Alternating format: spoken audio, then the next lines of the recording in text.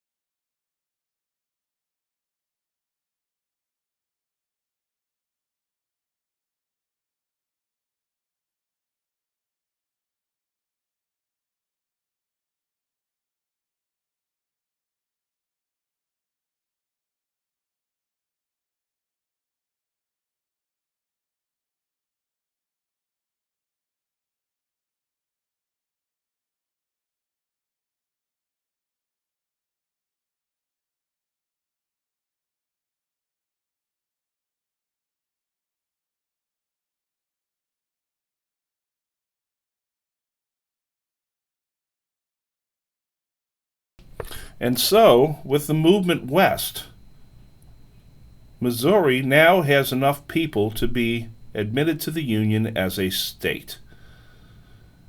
At the time, free states had a higher population than slave states, which gave the free states the power in the House of Representatives. However, you had the same number of free states as slave states, which meant that the Senate was balanced, and therefore the slave states could blunt the free states in the Senate. Missouri wants admission to the Union as a slave state, and this would upset the balance. And right away, people on both sides begin to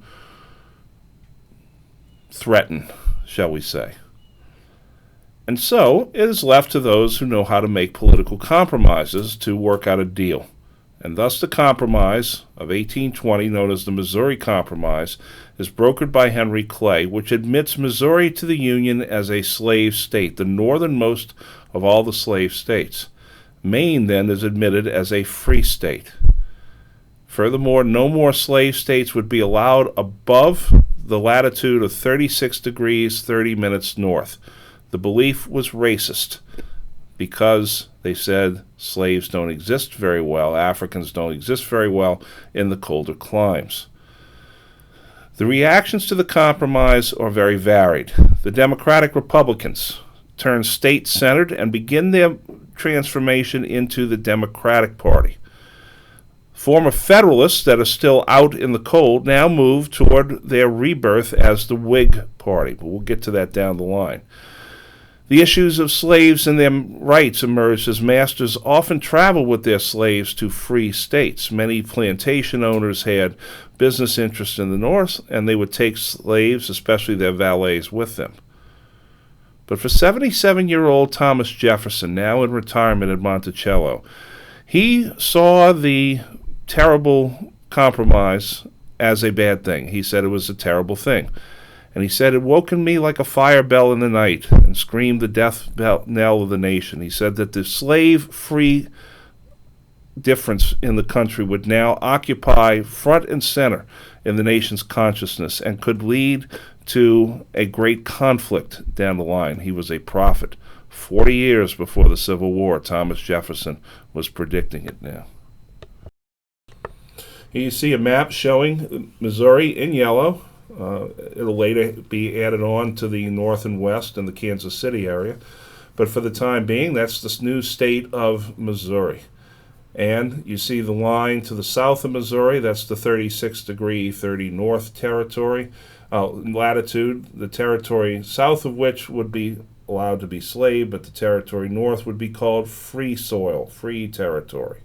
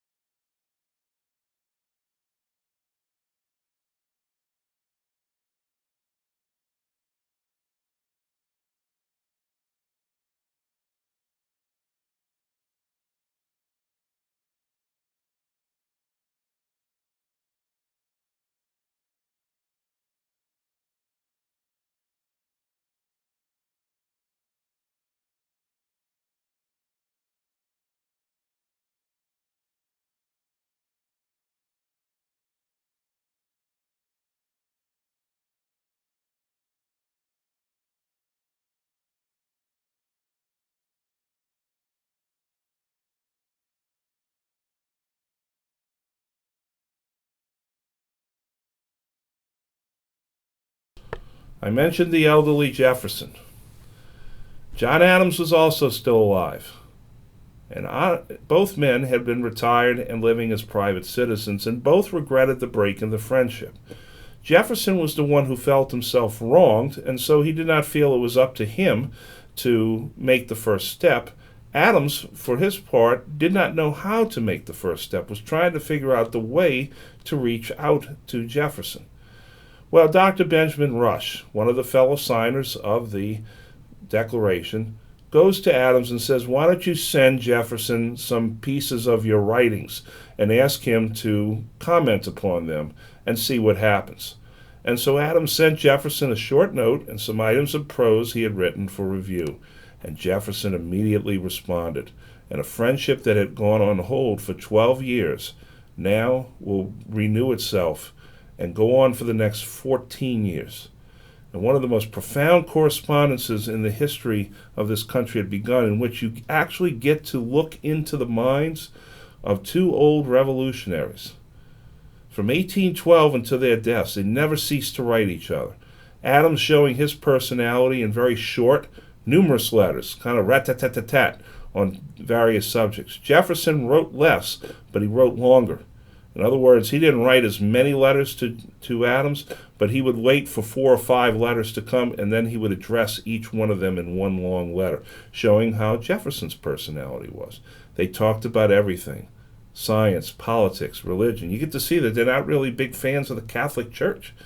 These are interesting, flawed, complex, brilliant Americans who, at the end of their life, were wondering, what have we unleashed on this world by what we did back in 1776?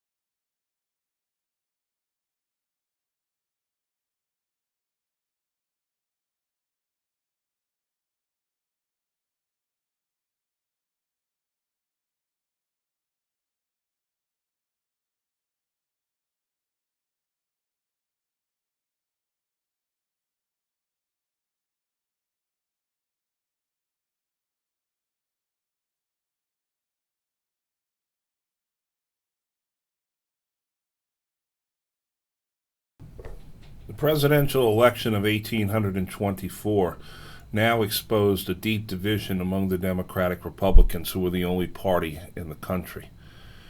Part of the problem is that the electorate was expanding. We were coming closer and closer to 1 million people able to vote, that is 1 million white men able to vote.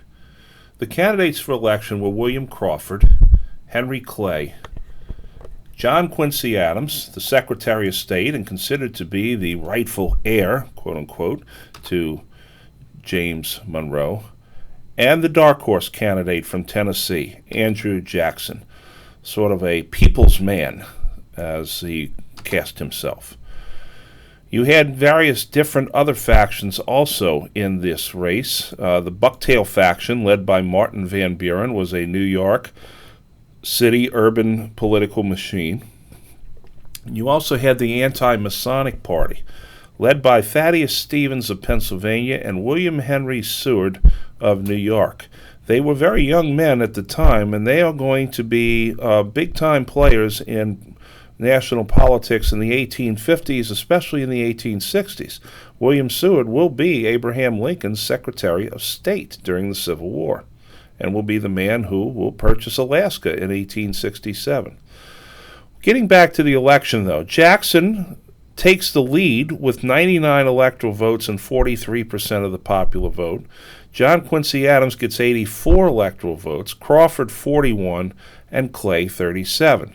Jackson, although he has the most votes, does not have a majority of the votes. That is, he doesn't have 50% plus one of all the votes cast, which means that the election will then be thrown into the House of Representatives. And Henry Clay, who is the Speaker of the House, now gets to set the rules down by which each state will cast its vote for president.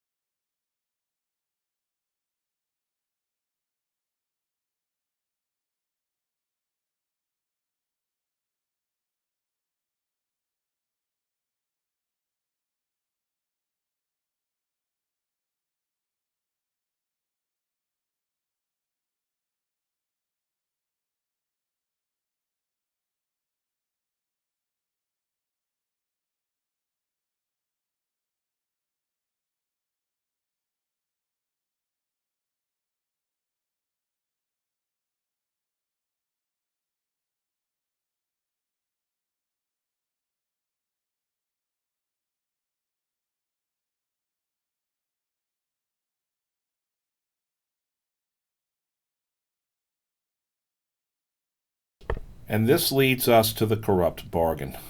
Clay manipulated the vote in the House in favor of John Quincy Adams. The next day, Henry Clay is appointed Secretary of State, and Jackson's supporters cried foul and bolted the party. This breaks the Democratic-Republican Party up and ends the era of good feelings, and John Quincy Adams, without either an electoral or a popular majority, becomes the President of the United States, to which many of his supporters said, well, that's the way it should be. He's the best among us. He's the best educated. He comes from a political family. We don't need all these common people, these supporters of Jackson, to be having their way in the party. Well, John Quincy Adams, without that popular electoral mandate, leads a very ineffective and troubled administration because, like his father, Adams did not get into dirty politics. Now, Adams's programs were an increase in federal power, an increase in tariffs. He wanted an even stronger national bank to stabilize the economy. And he also engaged in a wide variety of cultural promotions. That is, all the red, white, and blue celebrations of the 4th of July, the celebration of America. This is America's beginning to come into its own, and Adams is promoting this country's sense of patriotism, the sense of itself.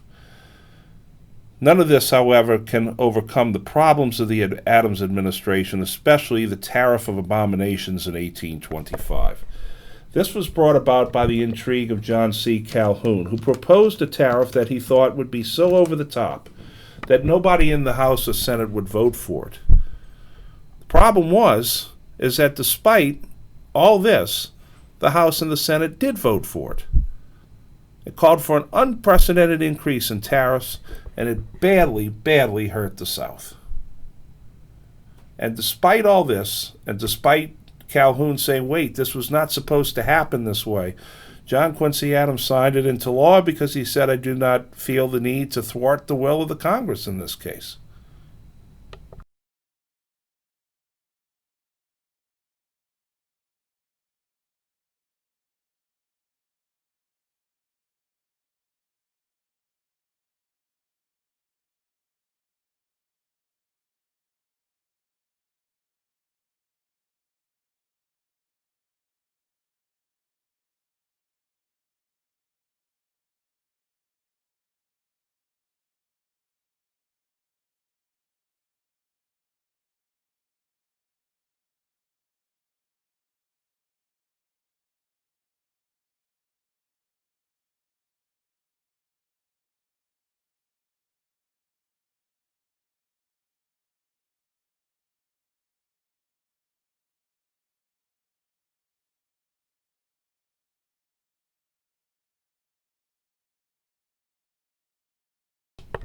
On July the 4th, 1826, the country celebrated the 50th anniversary of its independence. It started with a speech given by Daniel Webster in Philadelphia. What happened on that day was momentous.